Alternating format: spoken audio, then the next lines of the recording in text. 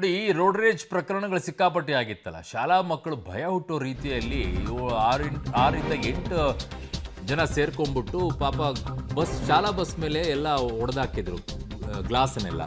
So ಈಗ FIR ಕೂಡ ಹಾಕಿದ್ದಾರೆ. ಟ್ವೀಟ್ ವಿಡಿಯೋ ಆಧರಿಸಿ ಹೆಬ್ಬಗೋಡೆ ಠಾಣೆಯಲ್ಲಿ ಈಗ FIR ದಾಖಲಾಗಿದೆ. ಬರೀ FIR ಹಾಕೋದಲ್ಲ, ಸ್ಕಾರ್ಪಿಯೋದಲ್ಲಿ ಬಂದಂಥ ಈ ದುಷ್ಕರ್ಮಿಗಳು ಯಾರಿದ್ದಾರೆ ಆ ಗ್ಲಾಸನ್ನು ಹೆಂಗೆ ಹೊಡೆದಾಕಿದ್ರು ಇವ್ರಿಗೂ ಹಂಗೆ ಹೊಡೆದಾಕಬೇಕು.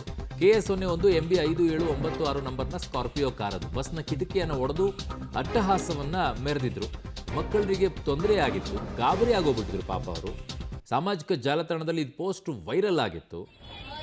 ಈಗ ಪೊಲೀಸರು FIR ಅನ್ನು ದಾಖಲಿಸ್ಕೊಂಡಿದ್ದು ಒಳ್ಳೆ ಕೆಲಸ ಮಾಡಿದ್ದೀರಾ. ಬಟ್ ಯಾರವರು ಅನ್ನುವಂಥದ್ದನ್ನು ಜನರ ಮುಂದೆ ತನ್ನಿ.